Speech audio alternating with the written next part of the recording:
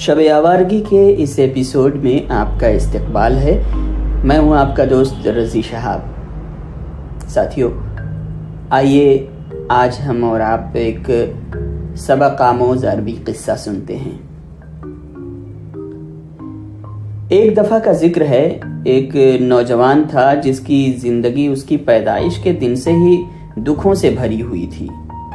اپنے مدرسے میں اسے بیٹھنے کے لیے ہمیشہ آخری سیٹ ملتی تھی۔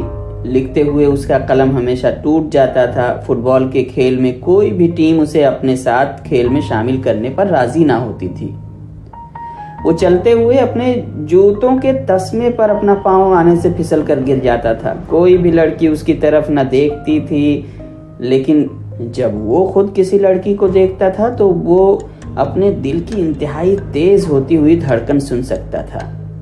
حالانکہ ابھی تک اس کی داڑھی یا مونچھیں بھی صحیح طرح نہیں بڑھی تھی۔ ایک دن مدرسے کی راہداریوں میں بیٹھ کر وہ اپنی دکھی زندگی کے بارے میں غور کرنے لگا۔ اسے یاد آیا کہ ہر کوئی اسے بد نصیب کہتا تھا۔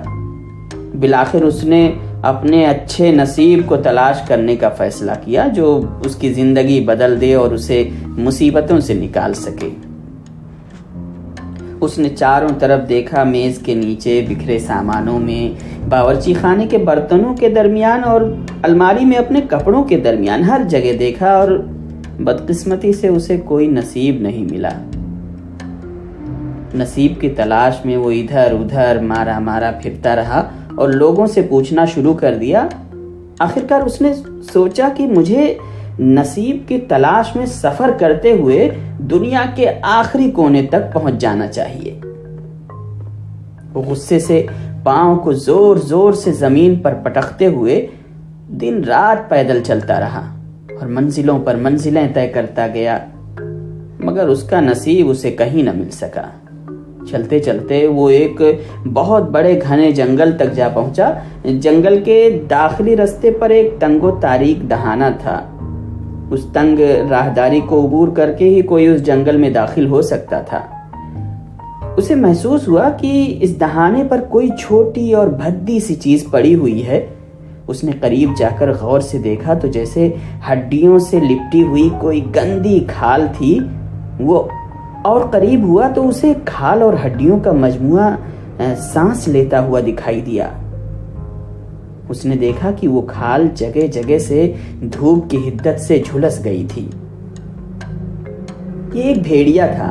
وہ نہ تو زندہ تھا اور نہ ہی مردہ۔ نوجوان نے دیکھا بھیڑیے کی دھسی ہوئی آنکھیں اسے نیموا دکھائی دے رہی تھی۔ بھیڑیے نے آہ بھری اور پوچھا، اوہ اے نوجوان، تم کون ہو اور کہاں جا رہے ہو؟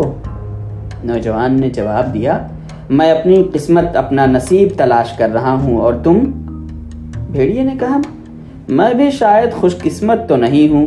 سنو، اگر آپ اپنے نصیب کو ڈھونڈنے میں کامیاب ہو جائیں تو براہ کرم وہاں سے میری قسمت کے بارے میں بھی پوچھئے گا۔ نوجوان نے بھیڑیے سے اسی قسمت کے بارے میں پوچھنے کا وعدہ کرنے کے بعد اسے وہیں چھوڑ دیا اور خود جنگل میں داخل ہو گیا۔ بدقسمت نوجوان طویل عرصے تک دن اور رات کی پرواہ کیے بغیر چلتا رہا، یہاں تک کہ وہ جنگل کے ایک ایسے حصے میں جا پہنچا جہاں ایک تنہا بلند و بالا مگر کمزور سے درخت کے سوا کچھ بھی نہیں تھا۔ اس درخت پر صرف 2 پتے باقی رہ گئے تھے، باقی کے تمام پتے جھڑ چکے تھے۔ وہ بدقسمت نوجوان اپنی قسمت کی تلاش میں مگن سیٹیاں بجاتا ہوا جا رہا تھا کہ اس درخت سے ایک اور پتا گر گیا۔ اس گرتے ہوئے پتے کے ساتھ ہی درخت نے کہا، ارے ارے ہیلو، اے نوجوان، کہاں جا رہے ہو؟ اس نے کہا، میں اپنی قسمت، اپنا نصیب تلاش کر رہا ہوں۔ درخت نے پوچھا، کیا تم اپنے ساتھ میری قسمت بھی تلاش کر سکتے ہو، یا پھر وہاں سے دریافت کر سکتے ہو کہ میں اتنا کمزور کیوں ہوں، میرے جھڑتے ہوئے پتوں پر میرا اختیار کیوں نہیں ہے؟ نوجوان راضی ہو گیا اور اپنی خوش قسمتی کی تلاش میں چل دیا۔ چلتے چلتے اس کا گزر گھنے جنگلوں سے نکل کر ایک حسین و جمیل وادی میں جا ہوا جہاں تاحد نگاہ وسیع سرسبز کھیت لہرا رہے تھے۔ وہاں اس نے دور سے ایک خوبصورت جھونپڑی کو دیکھا جس کے चारों तरफ एक छोटी सी दीवार थी जिसके साथ मुल्हका बागात, फूलों फलों के दरख्तों और पक्की सब्जियों से लदे हुए थे।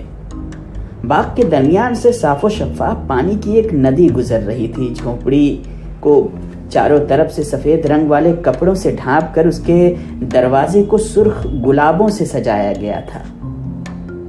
झोपड़ी बहुत खूबसूरत थी और शायद दुनिया की सबसे खूबसूरत जगह यही थी। बाग की देखभाल करने वाली लड़की ने उसे देखकर कहा, खुश आमदेद, खुश आमदेद। आए अजनबी नौजवान, मेरी मिल्कियत की ज़मीनों पर आपका खैर मकदम है। आप जो चाहें खा सकते हैं और जब तक चाहें यहाँ रह सकते हैं। उस नौजवान ने कहा, बेहतर है कि आप सिर्फ मुझे कहवे का एक कप पिला दें। लड़की उसकी बात सुनकर मुस्कुरा दी। वो उसे अपनी झोपड़ी के अंदर ले गई, जहां दोनों ने इकट्ठे बैठकर खाना खाया और एक दूसरे की बातों पर देर तक इकट्ठे हंसते रहे। लड़की की मुस्कुराहट तूफान के बाद तुलू होने वाले सूरज जैसी थी। बातों के दौरान ही लड़की ने उदासी से आह भरी और कहा, आहा। नौजवान ने पूछा, क्या बात है? उसने कहा, मुझे खुशी है कि आप मेरे साथ हैं, लेकिन आप मुझे अकेला छोड़कर चले जाएंगे, इसी बात का मलाल है जो मुझे उदास कर गया है।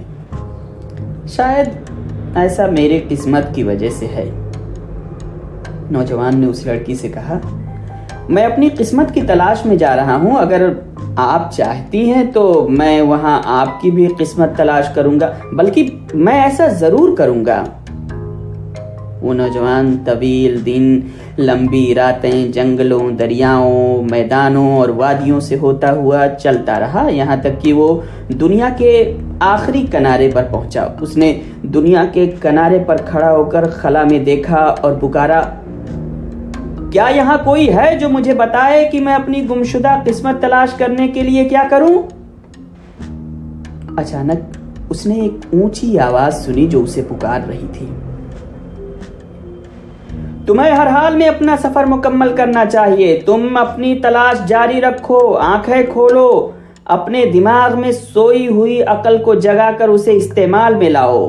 तुम्हारी किस्मत खुद ब खुद तुम्हारे पास आएगी। नौजवान ने कहा, शुक्रिया, और चलने लगा।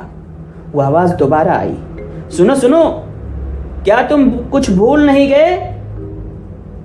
अचानक नौजवान को याद आया कि उसे भेड़िए, दरख्त और लड़की के बारे में भी पूछना था। फिर उसने बारी बारी सबके जवाबात लिए वापस मुड़ा, अपने पांव खुशी से जमीन पर मारता हुआ सूरज की जानिब रुख किया और चलता रहा।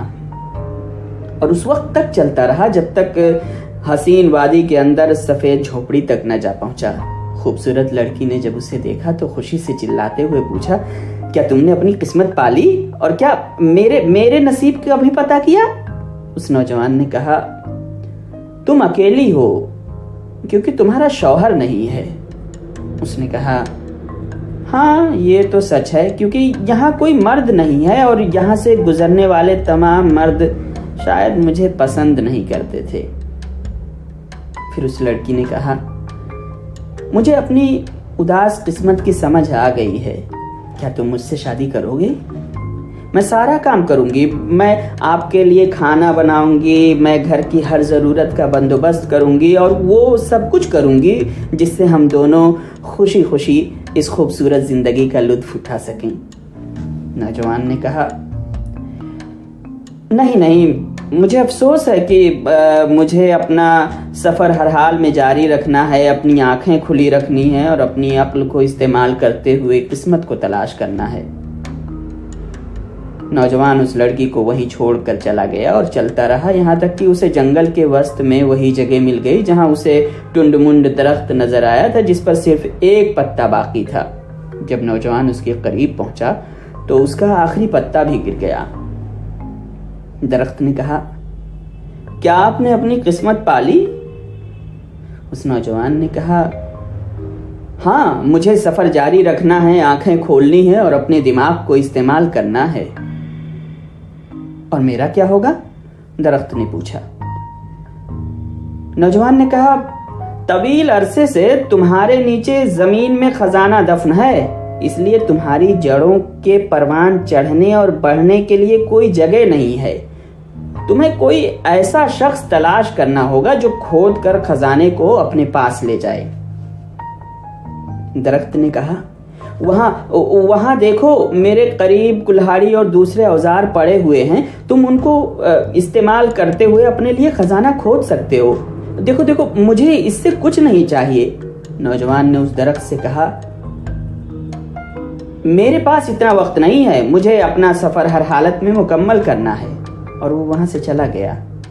طویل مدت تک چلتا رہا، یہاں تک کہ اس دہانے پر پہنچ گیا جہاں ایک لاغر بھیڑیا رہتا تھا۔ اس کی نظر کمزور ہوتے بھیڑیے پر پڑی جو مزید کمزور ہو گیا تھا اور موت کے دہانے پر تھا۔ شدید کمزوری کے باعث بھیڑیا آنکھیں نہ کھول سکا۔ بڑی مشکل سے اس نے ایک آنکھ آدھی واقعی نوجوان کو دیکھا اور اس سے پوچھا، کیا آپ نے اپنی قسمت کے بارے میں کسی سے پوچھا؟ نوجوان نے جواب دیا، ہاں، مجھے اپنا سفر جاری رکھنا ہے، اپنی آنکھیں کھولنی ہیں اور اپنے دماغ کو استعمال کرنا ہے۔ بھیڑیے نے کہا، تو میرے متعلق کیا پتا چلا؟ نوجوان نے کہا، تم نے شکار چھوڑ دیا ہے، جس کی وجہ سے طویل عرصے سے تم بھوکے اور پیاسے ہو۔ اسی بھوک کے ہاتھوں عنقریب تم ہلاک ہو جاؤ گے، اس لیے اگر زندہ رہنا چاہتے ہو تو تمہیں اس پہلے احمق کو ضرور کھانا چاہیے جو آپ کے راستے سے 2 بار گزرتا ہے۔ اور پھر بھیڑیے نے بالکل ایسا ہی کیا۔